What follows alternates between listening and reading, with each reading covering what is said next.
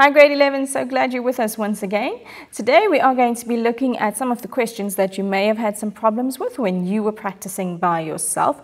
We are of course looking at 2D trig today, and this is a continuation of questions that you should have been practicing for yourself. Let's have a look at question 1. We are told that A is the highest point of a vertical tower AT, so there we have our drawing. A is the highest point of this vertical tower. And in fact, let's get another color.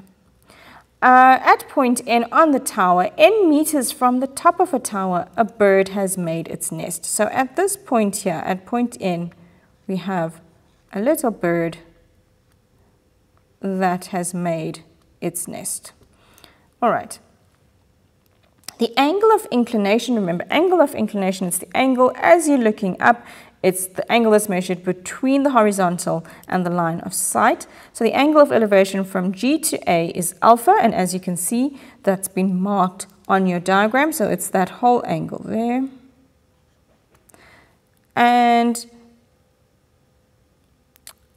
we are also told that the angle of inclination from G to N, from G to the point N, is beta. So this angle here, NGT, is beta, and that's marked on your drawing. So we can then use just simple geometry and see that, well, if we want to work out angle AGN, which is the one that's contained inside there, if I know that AGT, this whole angle, is alpha, then this angle AGN would be alpha minus beta. All right. And then what else do we know? We can work out that angle A on the top here is going to be using angles of a triangle. Since we've got angle T is 90 degrees, it will be 180 minus 90 plus alpha. So this angle here would be 90 degrees minus alpha. Let's have a look at the first question. Well, the first question is exactly what we've worked out. Express angle AGN in terms of alpha and beta. So angle AGN is simply going to be alpha minus beta. And express angle A, so that's the one up there, in terms of alpha and or beta. And we saw that, well, we don't need a beta in this. It's just going to simply be 90 degrees minus alpha. Okay, and that we just used the sum of angles in triangle AGT. All right. Part C says, show that the height of the nest from the ground can be determined by this formula. So if we have a look at the height of the nest, so we're looking at this height here, h, and we want to show that that can be, and they've given you a specific something to work towards. Now remember, when they've asked you to show something, it doesn't mean that you must now go and disprove this and show it's not that at all. When they've asked you to show something, that something is the answer. Do not try and disprove it. You need to work with what you've been given. So you've been told indirectly that this is the answer, and now all you've got to do is make your calculations fall in line so that you end up with that answer. Okay? So we just read the question again. They say, show that the height h can be determined by this whole formula here. We see that there's alphas minus betas. We see there's a cos alpha, there's a sine beta, and we see that there's n's there. So we're wondering, well, what's going on? If you just look at that, it's difficult to determine where to start. So what we need to do, as always, is break the question down as we know best, which is into single triangles. We're going to start in triangle GNT. So GNT is this one here. And what can we work out in triangle GNT? Well, we see that we've got a 90 degree. So therefore, I can work out side H. How can I work out side H? Well, just using ratios and sides, we can see that we can say, well, that will be my opposite. And now I decide, well, should I work out GT or should I work with GN? And guys, what you should see and remember is that when you're working with triangles, you want to transfer information. So what we should do here is to work towards getting into triangle AGN. So what we should do here is work out with using side H, which is the opposite side to sine of beta, we will work out opposite and hypotenuse. So therefore we can say sine of beta is equal to opposite over hypotenuse, which was Gn.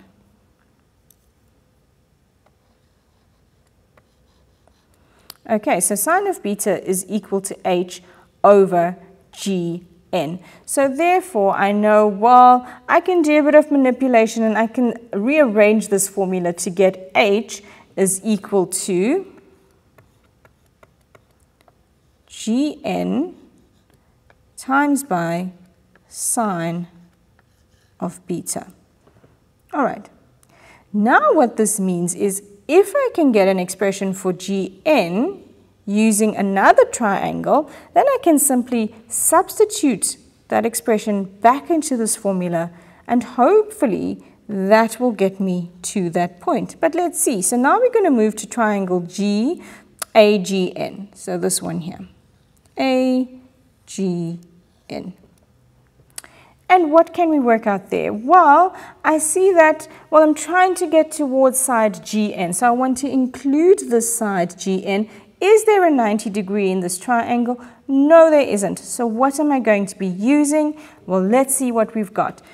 We need this side N to be in our expression. We saw that. That's what we're working towards. So I definitely need that one. Do I have the angle opposite? Yes, it's alpha minus beta.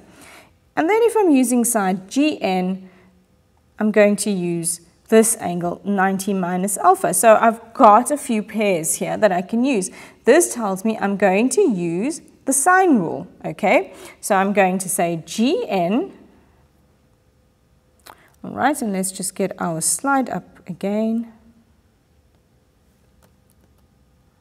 There we go. Gn over sine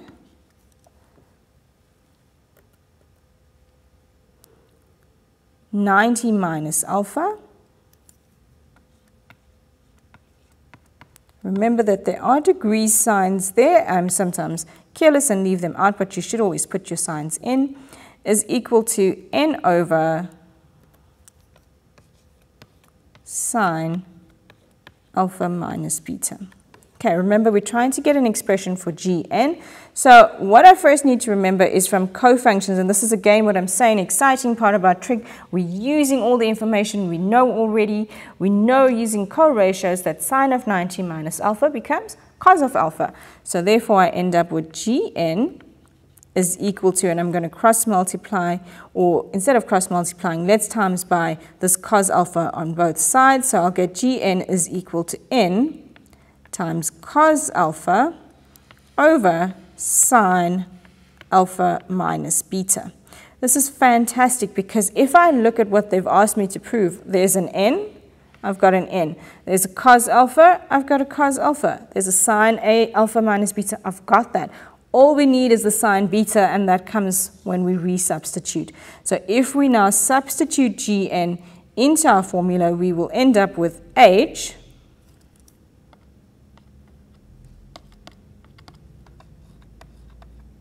is equal to Gn, which is n times cos alpha all over sine alpha minus beta. And then remember that there was originally a sine beta there, so we include it times sine beta, and therefore we have proved that h is what they've asked us to do. So remember, when they've asked you to show something, the answer is already there. You've just got to make your calculation look the same. Let's look at the last part. Typical in this type of question, they say calculate the height of the nest if n is equal to 10 meters, alpha is 68, and b is equal to 40. Give your answer correct to the nearest meter. So here simply, you're going to use the fact that you've worked out h to be n times cos alpha sine beta over sine alpha minus beta, and you're simply going to substitute your values in. So n is 10, and then we've got alpha is 68 degrees, beta is 40 degrees, and we simply, this is alpha minus beta, 68 minus 40 gives me 28. Substitute all of those values into your calculator, round up to the nearest meter. So in this case, we get that h is equal to 5 meters.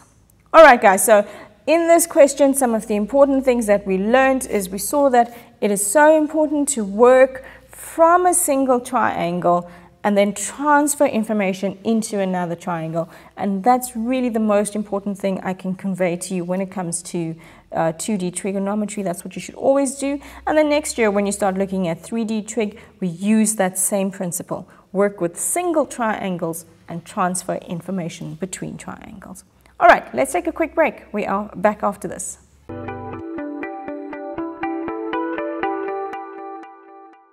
Hi guys, welcome back. We are revising our 2D trigonometry. We're looking at questions that you guys would have had some time to practice, and we're looking at sorting some of those problems out now if you had any with these questions. All right, so question 2, let's have a look at the diagram.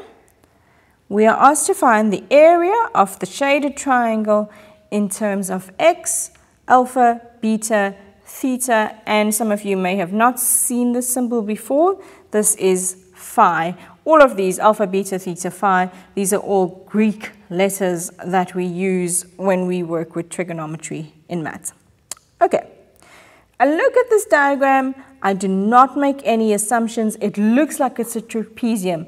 Please do not use your geometry or your measurement skills and work out the area of this shape using anything that you know there with the sum of the parallel sides, half times sum of please don't do any of that. This is not a trapezium. They did not give you any information about the type of shape it is, so please do not assume things when you are given shapes that look similar to something you know. If you haven't been told it's a trapezium, do not assume it. Okay.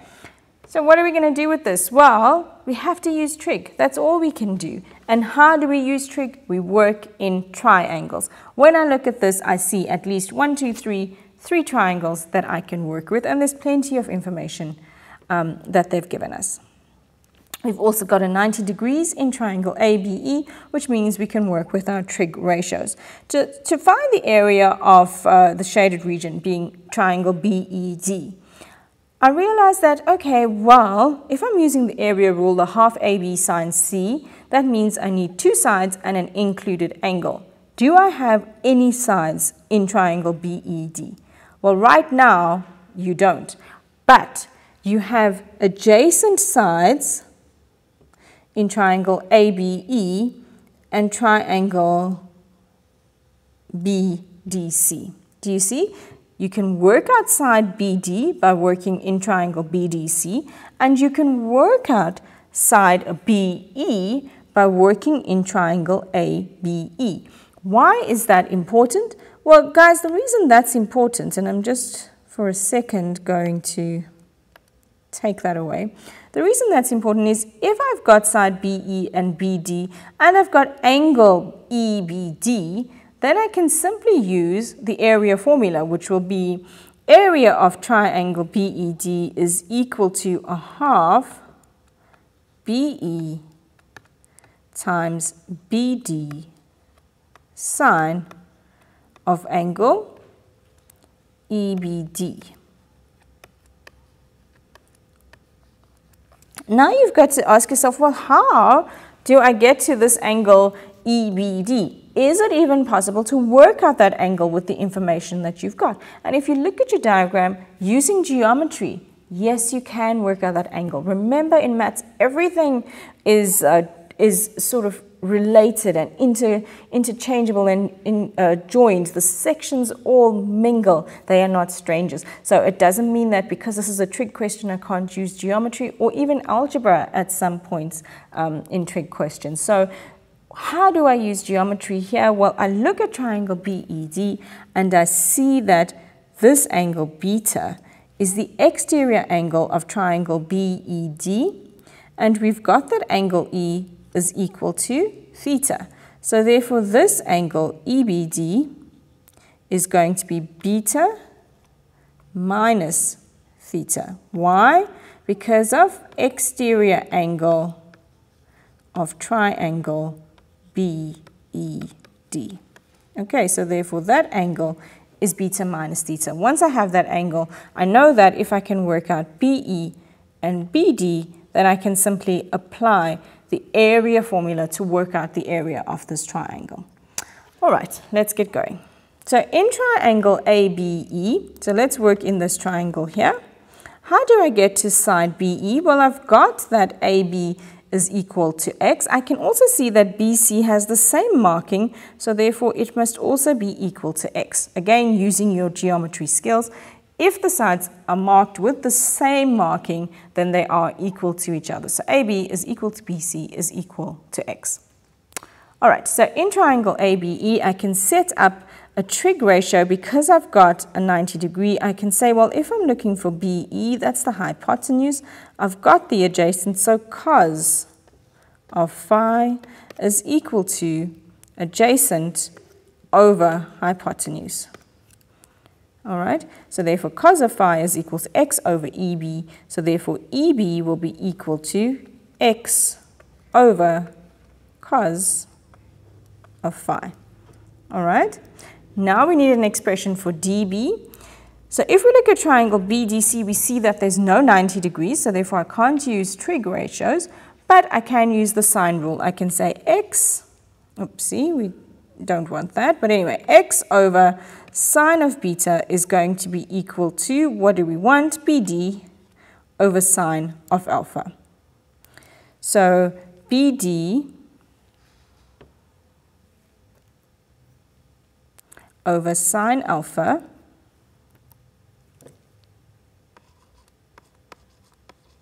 is equal to x over sine of beta. So therefore dB will be equal to x sine alpha all over sine beta. So I've got the length of BD, I've got the length of EB, and I know what the included angle is. So therefore I can say, well, the area of triangle BDE, so remember this is the one we're looking at, and in fact, let's get rid of all of this that we don't need. And let's just recap what it is that we've got. So we've worked out